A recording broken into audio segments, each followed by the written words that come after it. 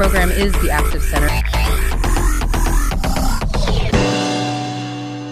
When you think of California, you probably think of golden beaches, Hollywood, Silicon Valley, the dream.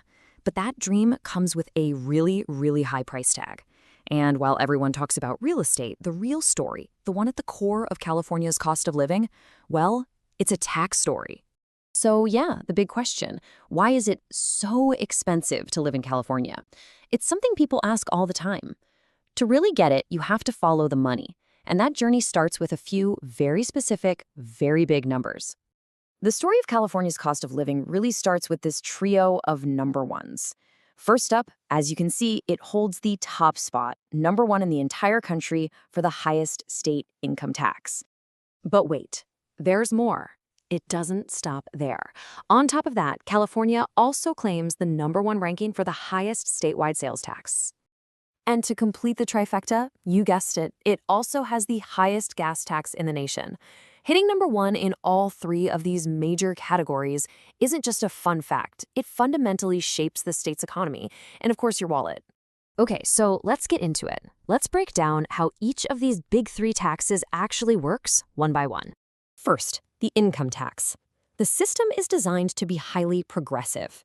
And what that really means is the more you make, the bigger the percentage you pay. That top rate, 13.3%, even includes a special 1% tax on any income over $1 million, which goes to fundamental health services. Now here's the crucial part. This system makes the state government incredibly dependent on a very small group of high earners for a massive chunk of its money. Next up is sales tax. Now that 7.25% you see there, that's just the starting line. That's the statewide base rate. Individual cities and counties get to pile their own local taxes right on top of it. That means the rate you actually pay at the register can jump around like crazy depending on where you are. And yeah, it often soars right past 10%. And check this out to see how much that local difference can matter. Let's say you buy a $25,000 car. In Los Angeles County, you're going to pay over $2,400 in sales tax. But if you buy that exact same car just one county over in Orange County, you save $500. It's a perfect example of how just crossing a county line can have a real impact on your finances. And finally, we get to the infamous gas tax. Oh boy. It's not just one simple tax. It's way more complicated than that. Two major environmental programs at a huge cost. Under what's called cap and trade, fuel companies have to buy these allowances from the state to cover their pollution. Then there's the low-carbon fuel standard, where companies selling regular gas have to buy credits from companies selling cleaner fuels. And guess who ends up paying for all of it? Yep, those costs are passed directly to you at the pump.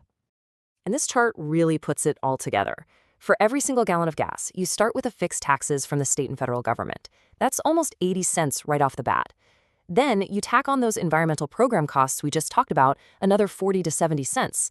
But here's the wildest part. You then pay sales tax on the entire price, including the other taxes. So yeah, it's kind of like a tax on a tax. When it's all said and done, the total tax and fee burden on just 1 gallon can easily top $1.50, sometimes even more. So after hearing all that, you're probably thinking that every single tax in California is just through the roof, right? Well, not so fast. There is one massive system-defining exception to the rule: property taxes. To understand this, you got to go all the way back to 1978. Voters basically launched a tax revolt and passed Proposition 13. It did two huge things. First, it locked property tax rates at 1% of the home's purchase price. Second, it said the taxable value of that home could only go up by a maximum of 2% each year. The only time the value gets reset to what it's actually worth on the market is when the property gets sold. And this is where things get, well, a little weird. Prop 13 creates these bizarre situations. You can literally have two neighbors living in identical houses right next door to each other. But if one of them bought their house back in 1990, they're paying property taxes based on that ancient value. If the other person bought their house this year, they're paying taxes on today's super high market value. At the end of the day, your tax bill has almost nothing to do with what your house is worth today and everything to do with when you bought it. So what happens when you have this strange cocktail of super high income and sales taxes combined with this really unique property tax system? Well, it's created some serious consequences for the state's economy, leading to a phenomenon that some have even nicknamed the Taxodus. The numbers here are just staggering. I mean, look at this. Between 2020 and 2022, California saw a net loss of over $102 billion in what's called adjusted gross income. That's the total taxable income of all the people and businesses that literally packed up and left for other states. And, as this quote points out, critics of California's policies look at this migration and basically say, see, this is the proof. They argue that the 1-2 punch of high taxes and heavy regulation is pushing out the very companies and high-income earners that the state's budget depends on. And this isn't just some abstract trend. We're talking about massive, iconic companies like Tesla, Oracle, and Hewlett-Packard Enterprise moving their headquarters somewhere else.